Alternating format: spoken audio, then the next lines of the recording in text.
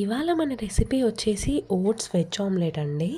First మనము half glass rolled oats తీసుకొని light brownish colour వచ్చేదాకా రోస్ట్ చేసుకొని మిక్సీ జార్లో వేసుకొని మెత్తగా గ్రైండ్ చేసుకుందాము.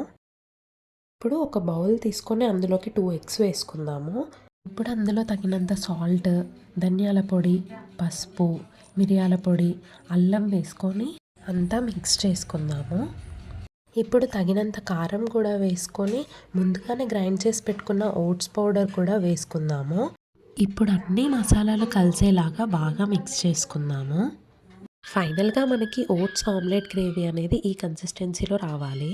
ఇప్పుడు మనం ముందుగానే కట్ చేసి పెట్టుకున్న వెజిటేబుల్స్ని కూడా యాడ్ చేసుకుందాము.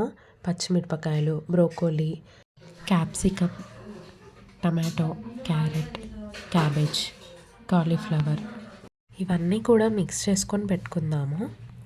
ఇప్పుడు ప్యాన్ పెట్టుకొని స్టవ్ ఆన్ చేసుకొని లైట్గా ఆయిల్ వేసుకుందాము.